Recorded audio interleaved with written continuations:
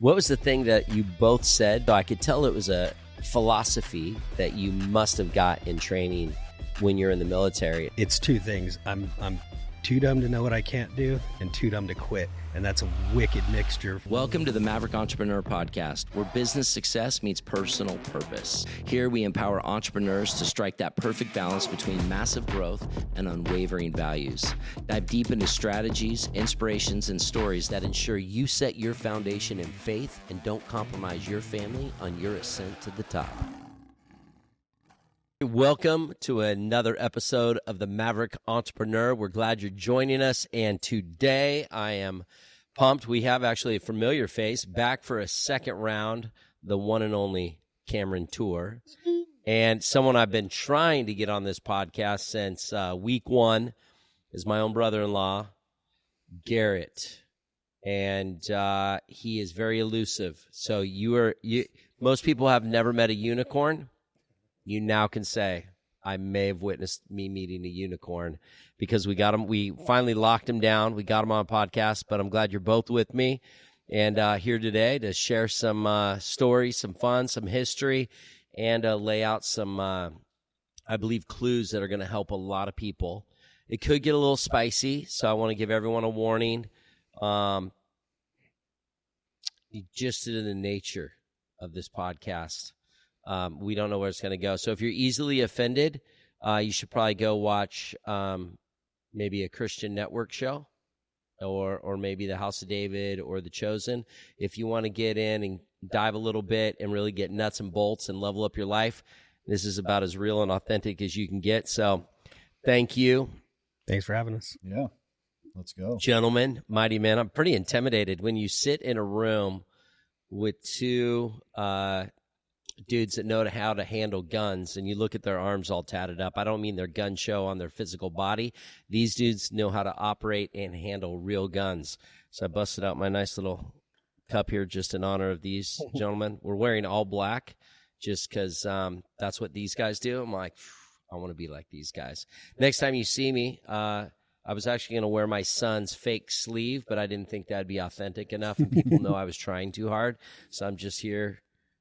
No tats, but next time on my show, maybe I'll have a lion just all the way down my. Here we go. All the way down my You arm. arrange for that. Yeah. Is that what happens? Yeah. Now, if you are a ranger or retired ranger, ex-ranger, whatever you classify yourself as, is it a requirement to be tatted up as a ranger? Yeah, before you even get to the unit, you have to be covered. Yeah. Really? Yeah. Okay. As soon as I you knew get there through was like selection, you stop off at a tattoo shop before you go to your battalion. I knew it. Yeah. I knew there had to be something. So that's how they're like, I would show up and they're like, he'll never cut it. First 3 paychecks go to tattoos, not gear. Yep.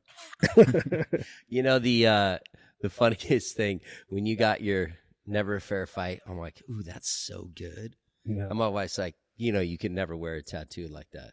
I'm like, why not? She goes, it's too mean. You're not mean enough. I said, dude, I want that. Yeah. Never a fair fight. I want that. I mean, you just speak life over myself. I love that thing. And look, like where you put it, where's that one on your neck? Yeah. Yeah. It was our company motto. So never a fair fight was, we wanted to make gear so good that our guys never found themselves in a fair fight. They're always training to be, dealing with multiple, leveling up, right? So if you train like that, you find yourself always in an optimized situation. So before I went in for surgery, I got this, and then a bunch of my employees started getting company tattoos, never a fair fight, Kagwerks. Yeah. So the culture was really cool. When I was speaking up in Washington one time, I saw someone with that tattoo. Yeah. I'm like, hey, bro, you're ripping that off. I found out he worked for the company. Oh, really? Yeah. I was like, but I said, hey, dude, you're not the original. I know who did. Well, I know the original. I'm like, I know the original. I'm related to. I know Garrett. Yeah. Oh yeah, I work for him. Yeah. That's why it's on there. I was like, dude, does he make everyone that works for him get that tat? No, I was super surprised because like a lot of the employees, they're like engineers, and it was their first tattoo, and I was like, holy smokes, this is legit. So. Well, I like it. No to say that's a logo. I guess that means your employee. I'm thinking to myself, my logo must suck because none of my employees want to tap my logo on their body. True chiropractic. Yeah, just got to up those Christmas bonuses. You know what? Is that it? That's it. Okay. Yeah. Have you got some, Titan Zeus? Not yet. Yet? I'm thinking about it. I might do the other thumb with the lightning bolt. Mm. I got the first knife company there, so I can put the second one there. Oh, Yeah. We're going to talk about that. The Yeah. first knife company there. Now, I was wearing yesterday by accident, my patients, I take care of a lot of, team guys, and I was wearing I didn't even think about it. I was wearing this, SEAL shirt, and you guys are like, you want to get beat up? I'm like, yeah, why would they want to beat me up? And then I looked at my shirt. I'm like, oh, so there's a thing. Is there a thing between teams? Yeah, I mean, It's like a sibling rivalry. friendly competition. Yeah. Yeah. Yeah. Well, it's so funny because chiropractor that works for me is retired Air Force, and I made some joke about, him being introducing him to someone that was, in the Navy. Mm-hmm. And then he looked at me and goes, I'm not even worthy to be saying I was part of it. He's like, what, was the Air Force that low that you got no self-respect? I'm like, lift your head up, man. You served our country. And he goes, questionable. I was it depends on how you're measuring yourself, right? Like, if it's hard or if you're smart, right? So Air Force guys, they're always like the brainiacs, but He's some, smart, yeah. Yeah. So, Mm. but if I had to do all over again, I'd go to the Air Force. Mm-hmm. They get treated like adults. They get, when they're going TDY, hotels and not. Yeah, so all these schools. So yeah, Spoiled. Yeah, That's what you're saying. Maybe. They tend to Who be are the prima donnas? Navy SEAls. Oh, for sure. Yeah, Really? yeah. Prima donnas. Nothing but love. But we can always edit this. No big deal. Yeah, I know, but nothing but love. I just want to know who's like, what about PJs? They're like next in line, and I think that probably goes hand in hand with the resorts and the schools and all the, I guess, Pampered? amenities that they get. PJ stand for like a little bit of pampering. Yeah, I mean, they're smart guys though too. Like you don't want to piss them off. But Oh yeah, my buddies, I could tell. I mean, I wouldn't want to mess with them. No, they're gnarly guys, and you got like combat controllers as well. They're pretty gnarly guys.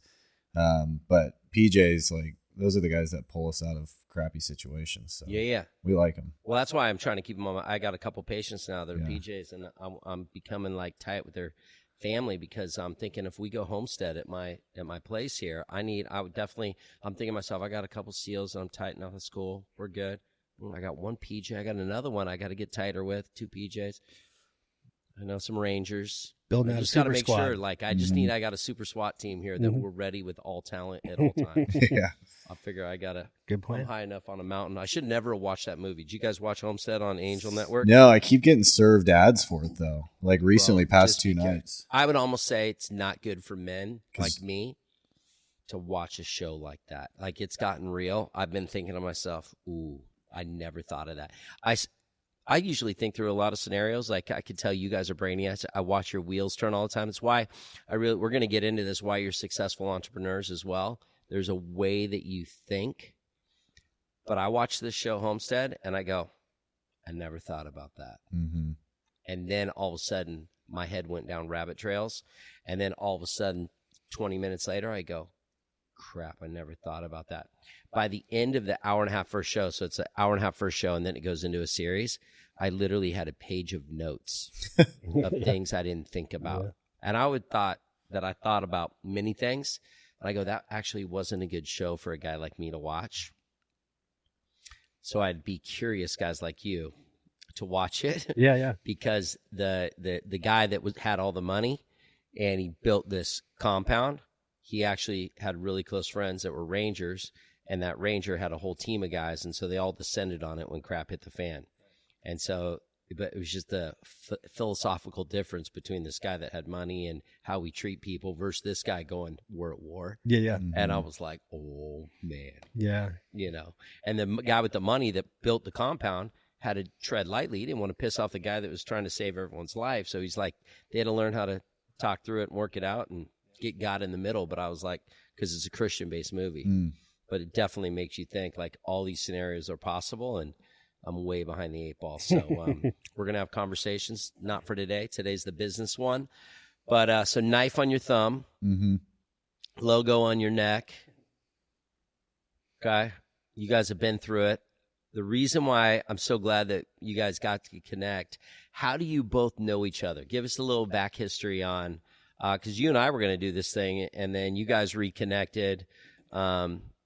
You know, it's interesting. What about Raiders? Raiders? Yeah. Yeah, what do you think? Pretty tough? Oh, yeah. New kids on the block, but Yeah. they're tough dudes. They're trying to, over the past few years, they've been trying to like figure out where they settle in to things. So, you know, I was working with some Raiders down here that were heavy into commo. And so, yeah, it's my brother's best friend. He's a Raider, and he is the coolest, toughest dude. He's like super smart because they met in Intel school, but then he went full Raider, and but then he, dude, he's bad to the bone. Like he just has this. It'd be like there's different levels of, you know, it's funny, badasses, if you will, and he's got the level of smart and badass. yeah, that's cool. I think the one thing I've noticed about Raiders is they don't seem like Marines. You know, they're like the chillest dudes where, I mean, my twin brother's a Marine, you know, and Marines are naturally like bulldog, like go, where Raiders are, you know, usually like chill guys for the most part. It's almost like they know something. Yeah. I mean, they've just been through it, I guess. Yeah. You know, they're just like, I don't have time for this anymore. Chill out. Yeah, that's special operations in general. It's like, you know, what do they say? Rule number one of special operations is look cool. You know, and so once you make Is that it? Yeah. Oh, yeah. What are the 3 rules? It's like look cool. Know where you're at. Know where you're at. If you don't know where you're at, Look cool. look cool. No. Yeah. That is amazing. So like whenever anybody gets through a special operations selection and gets, you know, assigned to a unit, you're just kind of like, you know, you play Where the do part. Green Berets fit in this whole thing? What are they? They're basically their forces. They basically have these teams that are built out where you've got a medic, a weapons sergeant, a demo guy. You know, what was the other one? I mean, basic rifleman, but what do they call it? Is that weapons sergeant? Yeah, weapons sergeant. So basically, these teams, different SF units, are responsible for different parts of the world, right? And so they all, you know, learn the language for the area that they're. But is a Green Beret just a ranger, but part of a team? No, it's a totally different unit. Green Berets are they're special forces Green Berets, and their job is to go into other countries. You know, make friends, allies with a local force, train them up, and then take them into the fight against the enemy. Got it. So is this kind of like similar, like you have SEALs, but then you have DevGru? No. So that would be the difference between like Rangers and CAG or Delta Force, but Green Berets, total different mission set. So okay, they're like, the misconception is, oh, they're, you know, behind enemy lines, they're training, they're advising, they're doing this, but because they are behind enemy lines, like they're getting into scuffles just as much as anybody. Yeah. Okay. So they immerse themselves. I always wonder, like, there. is there a test you take and like this guy thinks like a Ranger, this guy thinks like a Delta, this guy thinks like a IQ score. Yeah. Well, and how do they know where to go? If you can't read the test, you go Ranger. What skill set is needed for like these special forces in whatever branch? So you need to have a certain ASVAB score, but then you also within that test, there's a GT score, and you need to have a GT score of 110, I think. And that's just kind of your aptitude for all these different things. And then, you know, it's pretty much I know the SEALs, like if you don't drown, you're in. Yeah. Yeah. So yeah, I think it's really the luck of the draw. I mean, a lot of guys go to Ranger Battalion and, you know, they get tired of the pace. And so then they go down the road to an SF unit, or they get in trouble and get booted out of Ranger Battalion. And then, you know, I was up at Fort Lewis, so those guys would just walk right down the road to 1st Special Forces Group and put in their packet. And, you know, SF's like, former Ranger, let's go. Like you've got a higher likelihood of passing. So Got it. Yeah, I like it. I like hearing about all this stuff. It helps the common man. Now, before we get into business, could I talk about one more thing that's interesting? Did you see what just came out on the JFK file? Literally just popped. I haven't read it, no. Just popped. what's that? So it's going to be everywhere by today. I mean, this is fresh off the press. They have all the audio. They got the video. They have everything. CIA killed It was the passenger and the thing. So there was a neck shot from a rifle sniper, and then as everyone was disoriented, the passenger front seat agent turned around with a gas gun. It wasn't no muzzle smoke, no nothing. It was a gas, not a plastic, some sort of plastic gas gun with a bullet. Shot him right in the face, blew his brain out. I saw a video on X, but it's hard to distill down what's. Yeah, I think that one got leaked a little bit early. Yeah. This is the full one. Got fully exposed today by what's his name in the FBI. I mean, it's out. Yeah, all the audio, Lyndon B. Johnson, freaking just exposed it all. It's like, dude, what do you think when your own? I saw the LBJ stuff. Mm-hmm. I mean, if you look at the original footage, and you know anything about ballistics, what happens to a bullet when it enters from a certain direction. Yeah. The shot that came from the window, supposedly from Lee Harvey Oswald. I mean, the back of your brain is not, or the back of your skull is not blowing out unless that thing tumbled and did 6 backflips in his head and came out the other. Yeah. So that's why the grassy knoll thing was always, hey, maybe it came from over here. But then I think I saw the same video as you, where you could clearly see, obviously people were turning, but is there an actual puff of gas or something that comes when he turns around? I don't know. Yeah, well, it's going to be interesting because now it popped today, and then RFK Jr. came out and he was talking about how his they had the best autopsies ever since his uncle. But then when his dad got killed, so he was talking about they know it was from a muzzle up against his head at this angle. So he released all that today live. So he was just saying, I've known how my dad was killed for a while. We had the best coroners in the nation fly in after my uncle happened, then with my dad, and then they went through. They know it was a couple different shots, 4 different shots, and it was close range because of the muzzle burn. And so it had to be either on the skin or just 1 inch from the skin to be able to get the muzzle burn like that. And it shot upward, so it had to be from his guy protecting him from behind. Just pulled it and popped him. So JFK now is full throttle as of this morning too. So it's just going to be, it's going to stir it up, man. This will be old news by the time this gets out here. But I mean, it's just interesting to think about. Trust no one. Yeah, that's crazy. Did they say, I mean, since we're talking, did they say like Cuba or anybody had like any involvement, or? Because I know that was a thing going on. There was I don't know. Conspiracies I don't know who runs the CIA, but they are all saying this is CIA driven, and Lyndon B. Johnson was the one pulling the strings. What about Lee Harvey Oswald? Nobody. Patsy. No, really? Yeah. What they always thought. I just saw something that he had met with some Russian. He was involved, but he's a Cuban-Russian connection. Yeah. He was involved, but they don't know at what level, and it wasn't just, it was someone way higher pay grade. But it makes you think about everything, You get all these, haters. They just, I look at these, some other things, people bashing the left, the right, it doesn't really matter. But when someone exposes it, people just can't believe it. Like they just found out USA gave $14 million to Nancy Pelosi so she could do an experimental farm. And it was to help with farming. But I'm thinking to myself, well, you could give that to anybody that's into farming. Why is Pelosi all about? So it's just interesting. And then somebody that has a certain political view will get so up in arms. Like, I can't believe they're doing that. It's like, no, you should be like, yeah, let's look at this. But it's amazing how people just get so in their political viewpoint, they can't take any new knowledge, which is my segue into, it's amazing how many people don't want to understand why they suck in business and really look at things because they just are afraid of what they might find, which been coaching a lot of business people for a lot of years. And it's amazing when I met you two, I just go, they got a successful mindset. And it doesn't even mean successful. I wouldn't even know what your money thing is, but the way you think, the way that you process, there is a way that you process. I can tell that people that process in a healthy way, if they're not yet, will be successful. How did you guys learn? Like, so you got out of the military, and then you were passionate about knives, and you started a knife company. What was it called? Toor Knives. All my knife guys, which I didn't even know knives were a thing like that. When I got my first knife, I'm like, oh, this is cool. I just said, this is cool. That's how we met.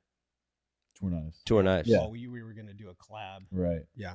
We're going to talk about that. So my buddy was like, oh yeah, I got you a knife. I'm like, oh, cool. Then when I went and looked up the knife, I saw how much the knife was. I almost fell out of my chair. I called him back. I said, why would you spend that much money on me for a knife? Like, I don't get it. And he goes, I know. I'm starting Daddy? your addiction, Daddy. Yeah. Starting your addiction now. And then he described it and showed me. I was like, dude, he was so into it. I'm like, I just thought, I'm like, this is a really nice knife. I had no idea the level of knife it is. And Daddy was so passionate about your knives. Like when you came to our church, he's like, dude, that's the guy that started Toor Knives. I'm like, okay. And he goes, I own so many of them. Yeah. They're one of the top knives. He like geeked on you so hard. I'm like, okay. So there had to be a thing. You started a knife company, scaled it, exited. Mm-hmm.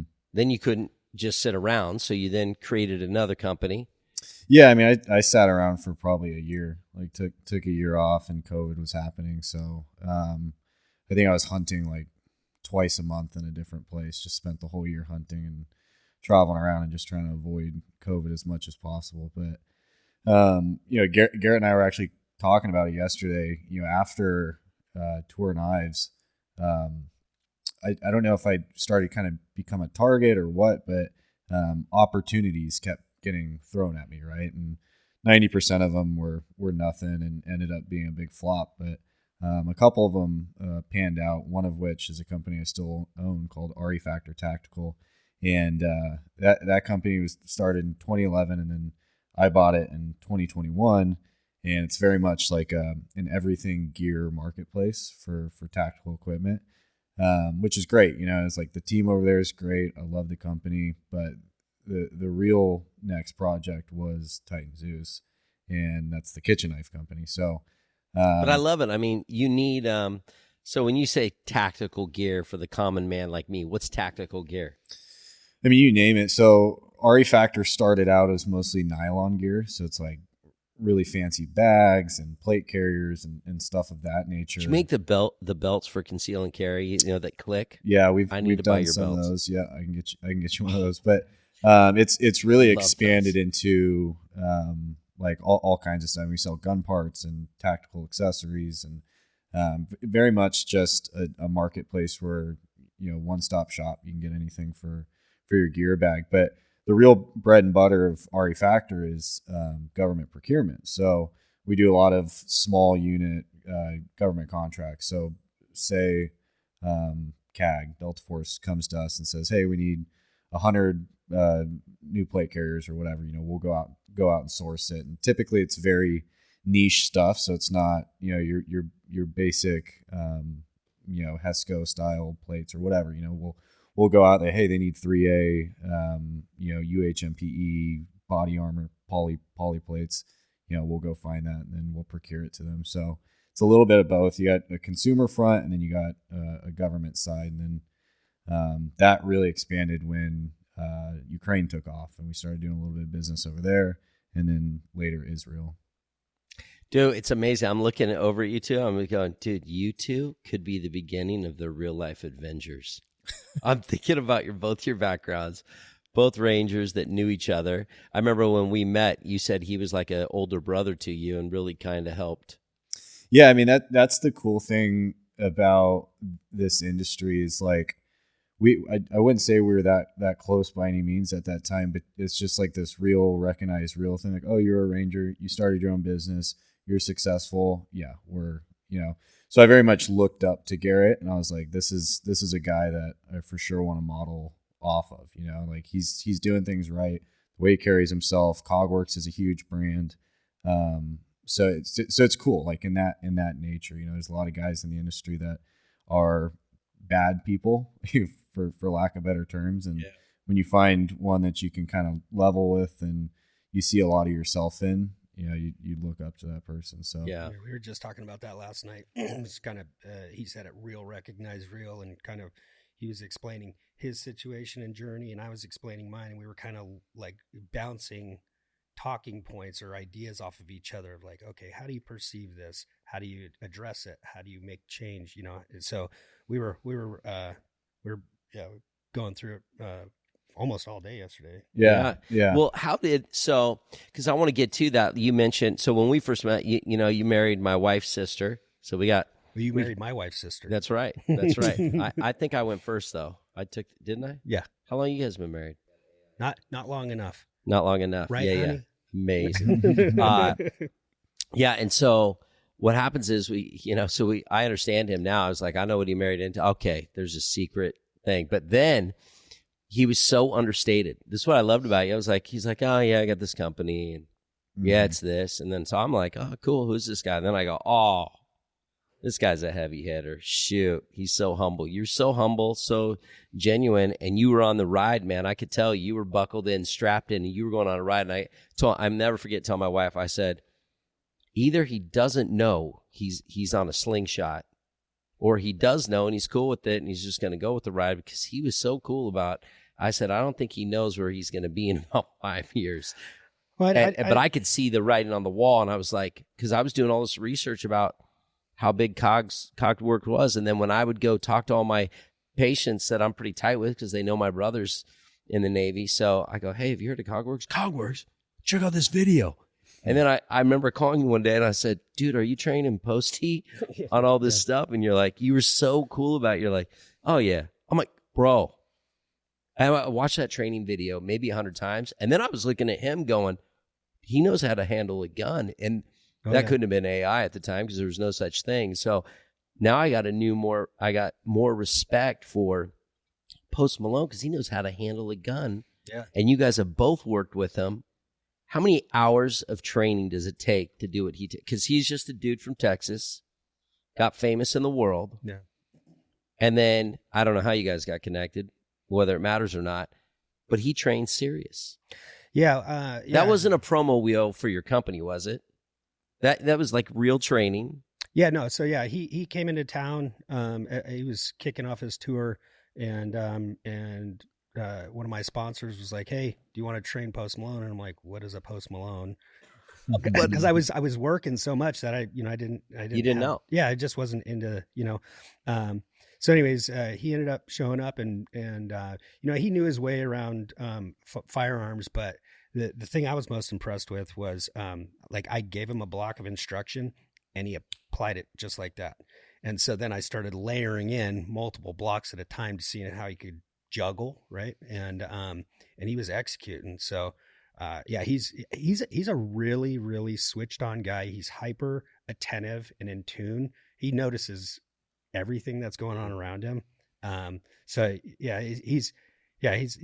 knows his way around a fire. That was impressive. And then, but what I remembered was that wasn't you're not name dropping. You had came in and you were just so humble. I had to go do research. And then I asked you about it. You'd always underplay. And then just to see where you are now. So I knew it when you were full throttle.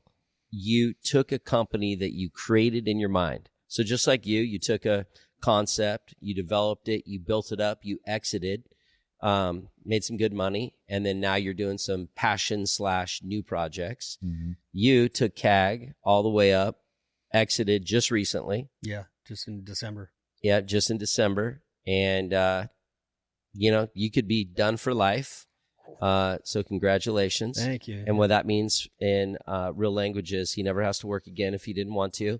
But I know his brain. He would drive his family crazy. So now you've already myself crazy. Yeah, kicked off 2 new companies. Yeah. So I was gonna just take like a year off, right? Because when the company starts getting to that size and there's all this stress and pressure and yeah, you were wound tight. Oh man, yeah. So and that was like, I don't know, for 10 years, but it really started accelerating probably the last 5.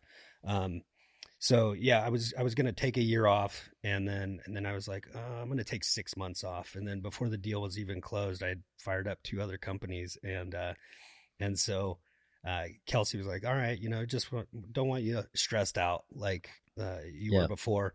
And now I've got all these, I think 3 or 4 other opportunities where people have reached out to me and they want me to come into their companies. And so just this morning we were getting ready and Kelsey's like, you got your hands in like 8 different things now. Like take are you sure you want to do this? And I'm like, I can't help it. Right. Like I love to innovate. I love to provide value. And so, and when you're not stressed, you're one of the most creative people I know. Exactly. Yeah. When the company sold, the creative juices just started flowing again. And, I really like being in that headspace, right? Where it's like a blank slate, like the world is your oyster, whatever you we were talking about this yesterday. It's like most people look at all the obstacles of why a thing can't happen. And, I just kind of like, well, I look at how I can get it done. Right. And so what was the thing that you both said, but didn't really, so I could tell it was a philosophy that you must have got in training when you're in the military. It was something like smart enough to know or dumb enough to, but what is that? So yeah, I always say, like, people are like, well, how are you, how did you do this? And I'm like, it's two things. I'm too dumb to know what I can't do and too dumb to quit. And that's a wicked mixture for, you know what I mean? So, yeah. Sky's the limit. Yeah. Cause it's funny because you both have this mentality like, because I know so many people that have a dream, their first obstacle, they fold like a deck chair. So deep down, it wasn't that, they weren't driven by it. But then there's people that like I had a guy one time, he wanted to open office with me. And I said, cool, man, you got to put some money. I need skin in the game. He's like, I don't have any money. I said, okay. And dude, he had a, what was the name? It's ugly Chrysler. It was like this old Chrysler convertible. I mean, the thing wasn't worth 10 G's. I mean, it was like, but it meant something to him. He owned it free and clear. I said, give me the title to your car. And then after we get successful and I know that you're staying for 1 year, I don't want your car. Trust me. I got plenty of cars. It's your car, but I'm going to hold the title of it just in case you peace out on me, that I keep the car. And he wouldn't do it. So I knew right there, he was only committed if I had all the money in, because he wanted no skin in the game. And as soon as things got tough, he looked a little soft. He would have been out of there. So I thought to myself, you know what? And then what was hilarious, a family member of his called me and said, hey, I just want to let you know, I love this person, but I wouldn't go into business with him because he'll fold on you. Yeah, we were just talking about that yesterday. It's like, people, they want you to help them, and we both have had experiences where we try to help people out or mentor them, but to your point, the first sign of things getting hard, they fold, right? And so, we were talking about like how we handle that now, and I'm like, yeah, I mean, if I'm willing to put as much skin into the game for your project as you are. Yeah. Right. Yeah. And that really cuts through. You know what I mean? When I say you're willing to die for your dream, I know you're serious. And literally, you were getting to the point where you're stressing your body so out, you almost lost your life. Yeah. So I knew that you were serious about it. And then, but you also had enough smart people around you to give you discernment. And it was when it was no longer the company maybe you started, meaning it was not, your joy wasn't there. Yeah. You built it to a big, and it was so big now, it was running itself. Yeah. You like, I'd rather just exit and do something new. So you knew when to exit. Well, I didn't know when to exit. Okay. I mean, yeah. So we got a really big contract. And so I had bootstrapped it for 9 years. Yeah. Just, saving my allowance, getting more engineers, more equipment, whatever. And so when we got this massive contract, we were like, okay, we need to raise a round. And then, there's two companies that came in, and they were like, hey, we just want to buy you all the way out. And I'm like, it's not for sale. And then that conversation evolved, and, and I was like, well, I really I love working in flat, fast, effective organizations, right? Like give me 4 guys that are Swiss Army knives and let's go get some stuff done. So, yeah, so I had to take an inventory of where I was at mentally, and the company had, gotten big enough that it was, not as it didn't move as quickly as I would have liked. Right. So, and I couldn't innovate there anymore because, they were all, everybody's servicing this contract. Right. And so the engineering resources are tied up, the finances, the time. Right. So, I was like, did you guys ever think, here you guys are Rangers just out there ripping the world, traveling the world, taking people out. I mean, it's such a weird reality to think about. Like, you guys are trained killers, basically. And then now you are skill set, very, very successful entrepreneurs. And you just took that same mindset of literally trained here, and now you're just killing it in the marketplace. Did you ever think to yourself, I'm going to own a 9-figure business one day? No. I mean, I know. Like, I love your simplicity. You remind me of the millionaire next door. You got your truck, got your boat. You just want to wake, surf, and drink a beer. Yeah. You know what I mean? It's Yeah. not like you got bougie. Yeah. And you were trying to keep up with the Joneses. Like, No, you like nice things. They don't define you at all, which I appreciate. Yeah, I mean, I feel like that I got a nice, pretty nice vehicle, and every time I get in it, I feel like disingenuous to myself. And when I hop out of it, and Kelsey goes, "You look like you stole that," right? Because I'm wearing army cutoffs, a tank top, flip flops, a ball cap. And, I mean, I got in it and go, oh, yeah, that's next level. Yeah. So I didn't come up with money, right? And so, and I think being authentic, you know what I mean? Like I always like appreciated the guy that was wearing blue jeans and New Balances and a t-shirt, and he was worth a metric ton of money, right? And you wouldn't even be able to tell. Know. Yeah. So I think I kind of lean that way. It's like old money mentality. Yeah, you just can't put lipstick on a pig. Try and dress this guy nice. Yeah. I don't know, man. He was. I sent him a picture of something, and I was wearing white Vans, and they were all dirty and kind of tearing apart. And he texts me back. He's like, "You can't sell your company and wear shoes like that." And so I took the next picture of like in my car. It was like the Mercedes emblem, and then showing the shoes, and he was like, okay, yeah. So I sent him a picture of my dirty shoes. Yeah. You are kind of like a little model. Oh, come on. Like little I just called him Camson this morning. Camson? Camson. Hanson. Cameron Hampson. Yeah, I put that together. Yeah, I'm speaking of. He didn't get it. I had to explain it to him. I actually could see that. That might become a stage name at church. I might have to use that. It's a call sign. Yeah. I was Call like, sign dude, that's Hanson. like, I can't be that pretty and knows what. I mean, no, maybe he was just a model for the Rangers. He just came in, put on some, good hair, fairly fit. Put him on a poster. Yeah, that's right. Here's the that's calendar all of the month, December. Yeah. No, he never made it through training, but he's on the calendar. No, I'm just joking. That's not these guys. So what, for people out there, because here's the truth. I know that you guys have both been, there's only one way to say it. Don't be offended, but you got kicked in the nuts. How do we talk about people or help people not give up on their dream? Like, what are some things, the mindset that you could take a licking and keep on ticking, take some blows and keep coming? I know you went through a lawsuit. You guys have been, you've had your fair share of things, but you still persevered. You still kept getting up and you still were chasing the dream. What does it take for that mentality to be developed for entrepreneurs, for anybody in business that is just in the middle of the grind? You both know you went through a grinding phase. How did you get through the grind and believed in something bigger? Passionate. Mm-hmm. Passion is What happens when you lose your passion? Well, then it's time to reevaluate. Okay. But I think,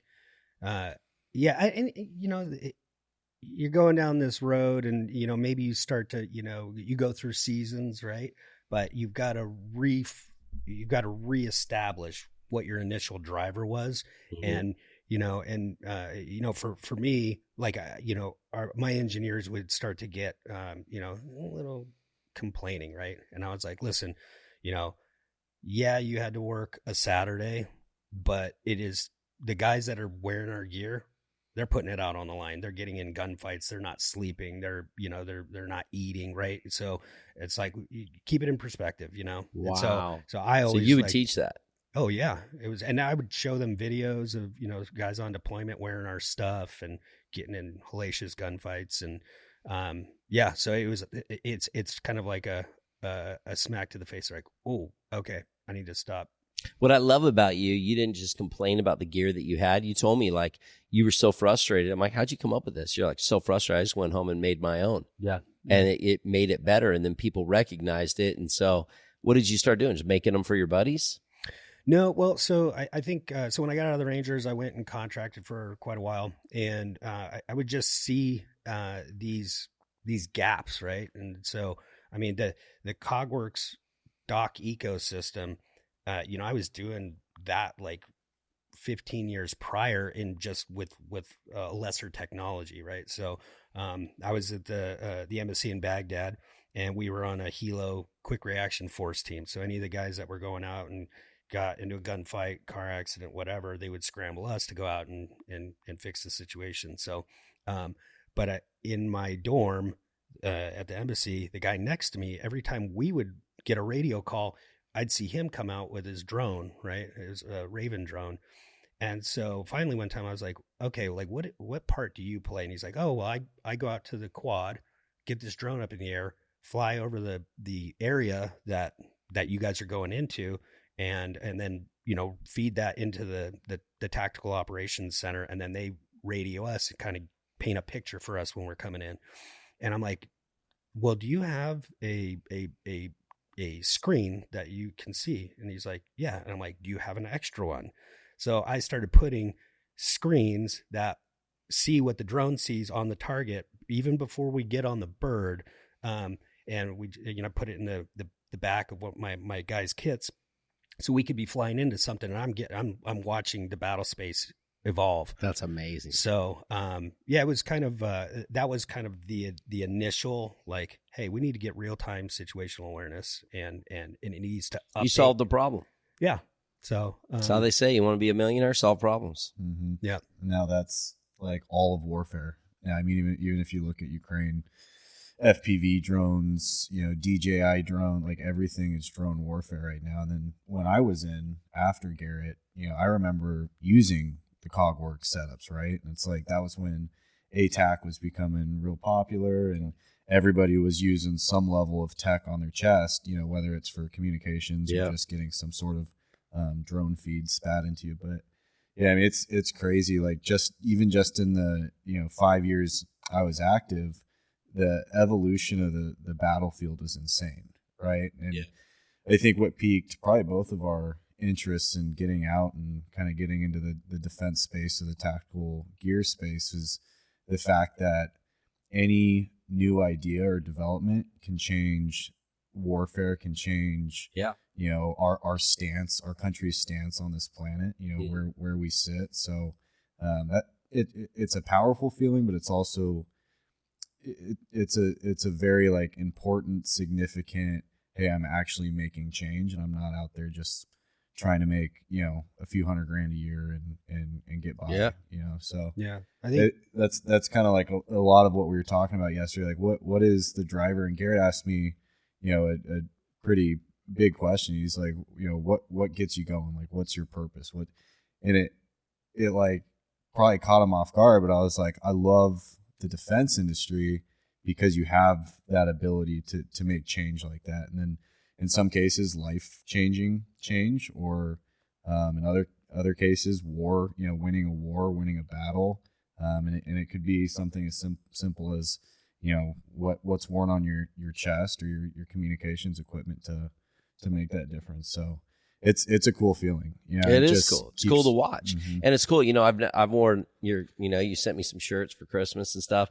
And, you know, one of my river houses out by the proving grounds. Mm-hmm. And dude, I cannot wear that shirt without one person going, dude, I know that company. Hey, wait, where'd you get that shirt? Yeah. Back in the day, I went down to YPG, and it was military free fall schools out there. Mm-hmm. So I went out there and, you know, it was like looking at their nav board problem sets, and, you know, and then went back and designed one and started fielding it because I listened to the end users, and I have end user experience, right? And so, you know what it's like. Mm-hmm.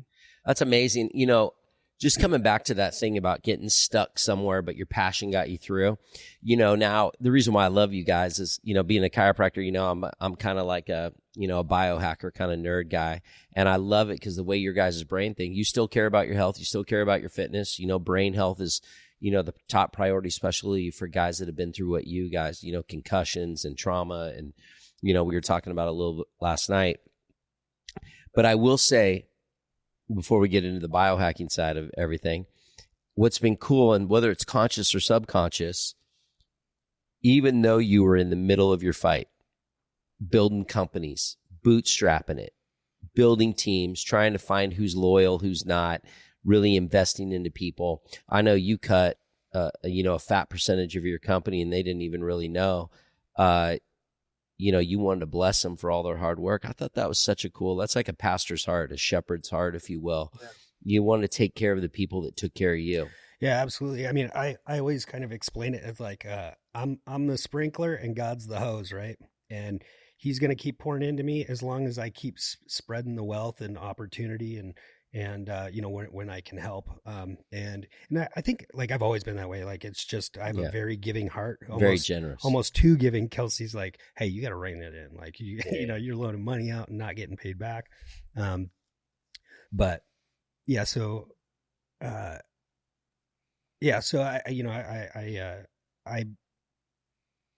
don't know. I just like to, like we were talking about, is just like, I like to see people win, right? Yeah. And entrepreneurs tend to mentor entrepreneurs because we're a rare breed, right? Like it takes a lot to come up with an idea, put all your finances on the line, work the long hours and days, not everybody's built like that. And so, over the years, I've had guys that reached out to me, and I'm like, I pour into them as much as I can, Yeah. So, and now look, you're still hanging here.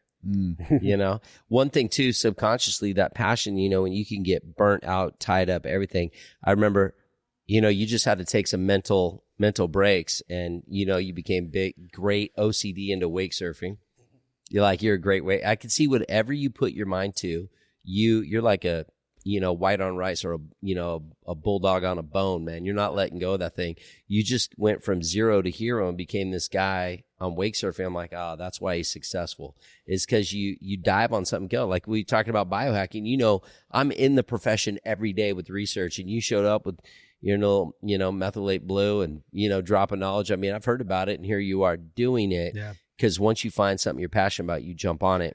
Yeah, I mean, if it's worth doing, it's worth doing well, right? Yeah. And so, if you don't have passion for something and you're doing it anyways, it's like you're just wasting your time and everybody else's time. So, it's so true, but that can help people too. You got to have an outlet. It's just like when going back to, and I don't know if it was a business or an outlet for you. I'd love to ask you, because I noticed you also started like operational training. You were bringing in CEOs and guys to go on, you bought some property and you're doing, training how to fire, how to shoot guns, how to cover property. And you started a whole branch, and people down here I knew were flying, up there to train with you. Was that a passion project? Was that a training, or was that an outlet for you to blow steam off? Well, it was leftovers from me working at the State Department. So, before I was on the Hilo team, I was the lead firearms instructor in Baghdad for the whole State Department contract. So, I just kind of had that knowledge base, and I like sharing, information with people and kind of, making people better at whatever they're trying to do. So, I started Kagwerks. And then I wanted to start a training company. And so I started a training company, but they were both called Kagwerks. They were just separate companies. They had the same name, but separate companies. And so, I was grinding, getting products rolling.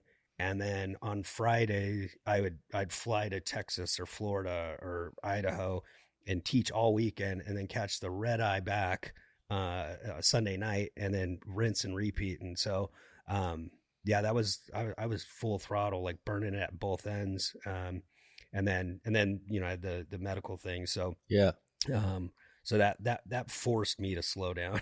And so, which is probably what you needed. God knew what you needed. Yeah. So, and that was right during COVID. Right. So, I had to relearn to speak.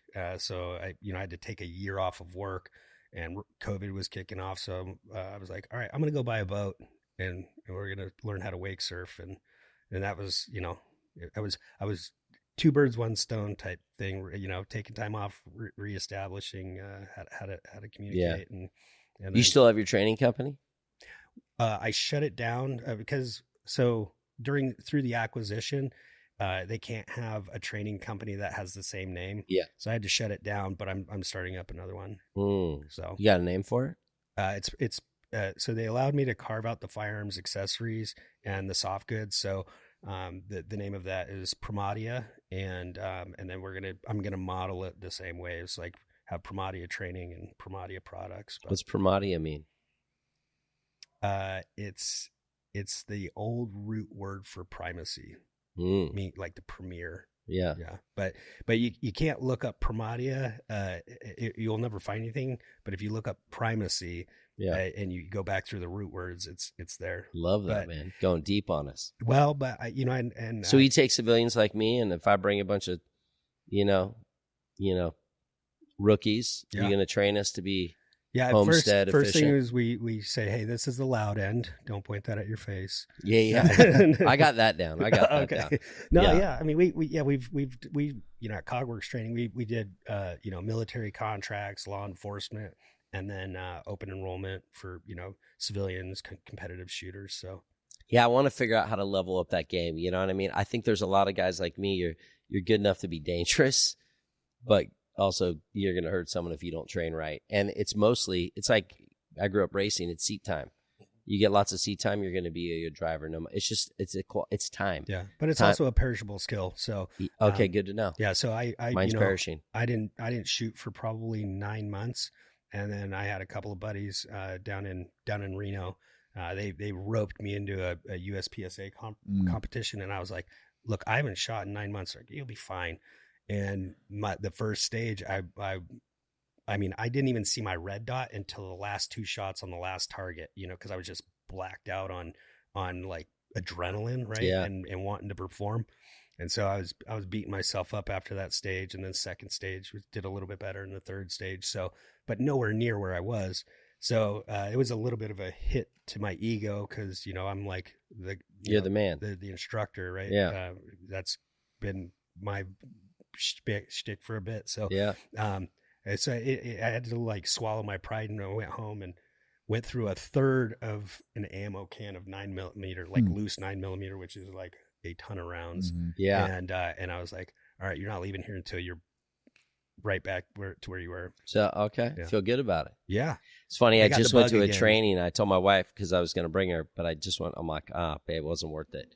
So I'm like, I just don't want to go to another weak sauce training. If I'm going to spend 6-8 hours, especially if you're in California, conceal and carry, it's now back to 8 hours on renewal. So it sucks. But, I think too many people, they need to get out there and get familiar with the gun.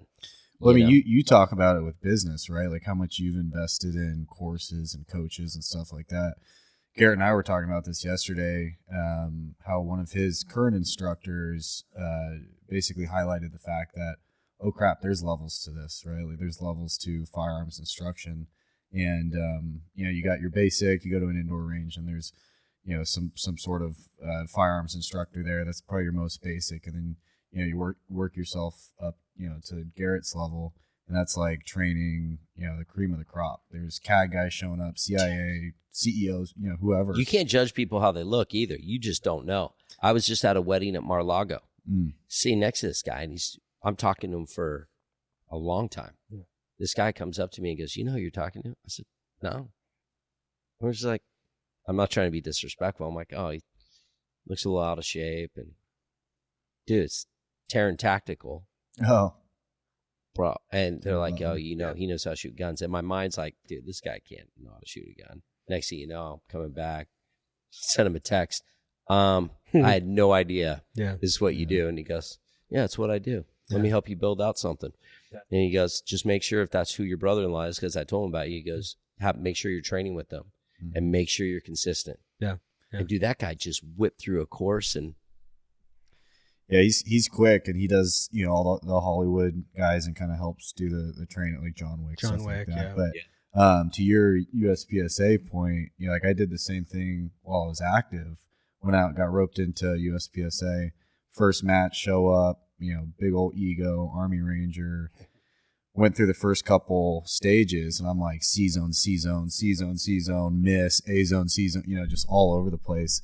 And I walked away that day, looking at the leaderboard, and it was like this severely overweight 60-year-old man in second place, like this former SWAT guy that hasn't done a push-up or looks like a regular dad with a fanny pack, at Walmart. And they're all, 15 ranks above me, and I'm the Army Ranger, right? Yeah. So it's just like humbling, to be a little bit different than what we do. Like competitive shooting's a little different, but at the same time, it's like that good ground, that grounder that's like, hey, time to put some effort into this.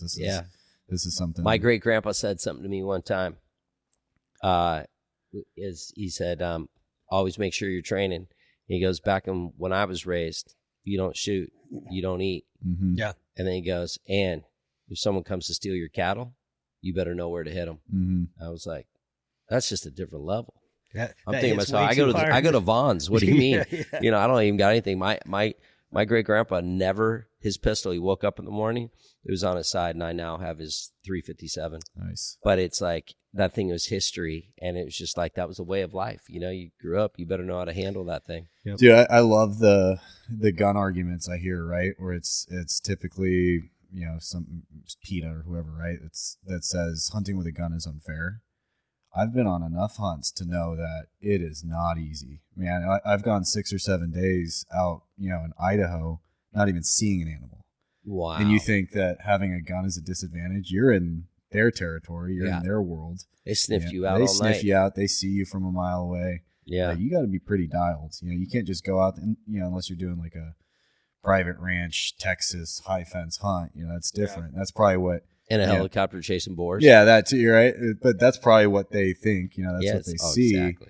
If you actually had to go survive with a rifle or a pistol, a lot of people are going to starve. Yep. It's That's what not in easy. Homestead said. Mhm. And if they can see you got a skill set, they're all going to show up at your house because they know you're not starving. Mhm. So then what do you do? Well, back to, I want to land this plane. Now that you both have exited, you guys now got your passion projects, you're starting over. Your new passion projects, obviously it's my favorite knife, man. I gift them as much as I can. And I really thank you for Titan Zeus, baby. And I love it. Like, I love giving, sewing into people. A product like yours, man, is like a stamp of just excellence. And that's because you have an excellent mindset. You don't want your name attached to fluff. Mm-hmm. You won't even put your knives in certain retail stores because you're like, it's not high enough the way they handle their product. Mm-hmm. Dude, not everybody thinks like that. Most people think like, I need the money, I need a product, I need to get it out there. It's kind of like they cut corners because they need the money. You're like, this is my legacy. Mm-hmm. And I realize you're the same way. Like, what is it about mindset? Like, you're not putting your stamp on just anything. You're coming out with your 2 new companies. One is in, what are the names of them and what are they doing? So Primatia is the firearms, accessories / training, soft goods. And then I'm starting a technical clothing line called VETR, which is Old Norse for winter. And, I think I showed you some of that stuff. So that, and you even said, like, I know this is competitive. I know there's Patagonia out there. I know there's these other companies out there, but I don't give a rip. Mine's going to be, I'm going to level it up. Well, I think, I said something one day and somebody was like, wow, that's good. Most of these companies are outdoor wear for indoor people. And, and so, I had an Arc'teryx puffy on, and I caught it on a staple, and it it's an $800 coat that just ripped the whole arm situation out of it. And I'm like, okay, this. If you're outdoor, a stick could have caught you. Yeah, right. They just wouldn't know because it's indoor. Yeah. So, we're the mindset behind this company is, the best materials, no compromise, and you should take it. You could take it on a deployment and it would survive. Mm-hmm. Like ruggedized materials on, if you're going through brush and or hunting, waterproof material. Just not taking any shortcuts, right? So when's that get out? So we designed our first couple of coats, and we were kind of looking at the colorways and. I had a buddy that I'm actually going to fly to see tomorrow. He was like, hey man, you got to establish the brand and the vibe. And I was like, okay. So the last 2 weeks I've been working with this guy on the East Coast. He's a marketing, he does all the, you're getting all that dialed. Aesthetic. Yeah. So, now we've got the brand and so, but this year I'll be able to send people to the link if I send it out to them, and we'll be able to get it this year. I don't know. I've never done this You're before. Like a tease. So I'm working with a really good designer from Helly Hansen out of Norway. and another which is my favorite ski brand. Yeah. It's, like I love their gear because it doesn't look like a powder puff marshmallow. You look like, you know, you look good on the slope, man. And it's great stuff. Yep. So I think once we get the colorways figured out, then we're going to be traveling around figuring out who's going to make it for us. And as long as I have two things, you know, when you're building it, if I could just put my vote in as a chiropractor is a place for my conceal and carry. I want a special pocket somewhere in there. Yeah. And then now that I'm into knives, you know, just make sure I have a little place to put my knife. Yep, you know, that could be my request. Yeah. As long as it's ergonomically, posturally. I can get some scissors and you can figure that out. Yeah. I think I'm excited. You know, I love watching the iterations and seeing both what you've done and, you know, seeing kingdom mindset. You know, you both are figuring it out. You both love people. You both like winning. You both have a skill set. Do you think you had the mindset already? That's why you wanted to become Rangers? Or do you think you know, something in you went and become Rangers and then maybe it got amplified in Ranger school? Or did that change the way you think and then you want to become entrepreneurs because you like solving problems? Like, which way is it? Chicken or the egg or the chicken? I think the Army definitely validated it, but I mean, you're not making it into Ranger Bat without at least having a foundation. Yeah. You know, and like I look back, like when I was in high school, I was always trying to do things. You know, I started my first company when I was 15. You know, right?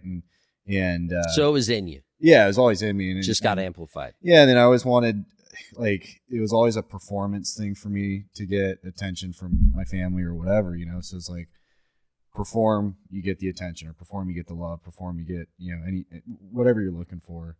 And so that's what led me into fighting originally. And then it was like, okay, what's the next craziest thing I can do? Is that because you saw Brad Pitt in Fight Club and you're like, I look like him? Yeah. I just my want body to punch looks people. just like that. Yeah. That's what I was thinking. You know? Brad Pitt saw you and said, I'm going to do a movie called Fight that's Club. Exactly. Yeah, based on the life of Cameron Toor. There you go. Okay, I knew it. Yeah. So if you guys had to leave one piece of advice for an entrepreneur that is in the middle of their gunfight, trying to figure out, is it worth it?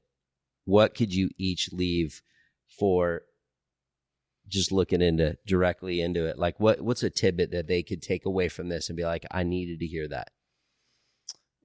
Enjoy every bit of the fight and understand that the fruits that come from that fight, whether it's $1 million learning lesson or, you know, a total screw up, is what's going to catapult you or level you up, you know? So I think the one thing that's common, I was kind of figuring this out with Garrett yesterday, is we both love the fight, you know? So if it's the smallest little thing, you know, coming to work and 4 employees had tummy aches, so they didn't show up and now we're behind on everything, that's a fight. You know, if it's trying to figure out with legal, you know, what does this acquisition look like? Are we going to sell? Are we just going to recap? Like, you know, that's a fight. You know, so looking at everything as a fight and enjoying the fight, and then being too dumb to quit and delusionally successful. I love it. I would say, you know, chase your passion. Passion will enable you to weather the storms, and if you're passionate, it'll be good. And if it's good, it'll make money. If you're chasing money, then your decisions can potentially become compromised, and then the product will suffer, or, you know what I mean? So you got to have your priorities right of like, at least this is my how I see the world. You know, it's like, chase passion, get good at it. You know, never make a deal that you wouldn't take either side of the deal, because that's repeatable business. Anybody can screw somebody over once, but that they're never going to want to do business with you. So, you know, always make the deal where you would take either side of that deal. Yeah. That's fair, right? And that's repeatable. Yeah. So that's great advice, both of you. Well, massive respect for both of you. Garrett, you're a great dad. I love to see how you father your kids. I love to see how loyal you are to family and friends. And the one thing I've watched in both of you is you love people. You know, you guys like aren't this. I mean, I know so many entrepreneurs, and the older I get, the more I don't want to be around selfish people that are all about them.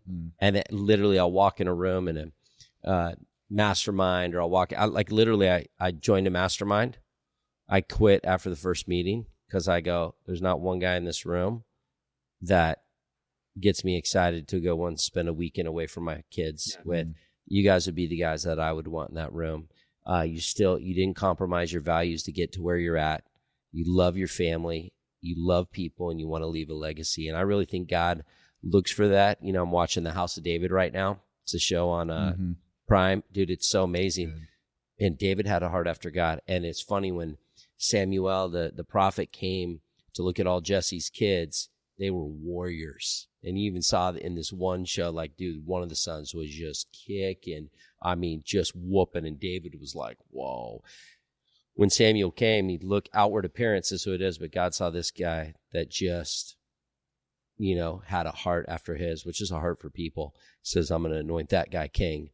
And after Samuel did it, he laughs and goes, man, God looks at so different. I thought it'd be one of you warriors. Yeah. That's not what the man sees with his eye. It's what, and you guys have that, both of you. And that's why I love being in your world and appreciate you letting a guy with no tats. Well, I do have a tramp stamp that's just total sauce, but you know, you're not judging me for it. Well, maybe you are. You just haven't told me, but, not to your face, you know, so I'm excited, man.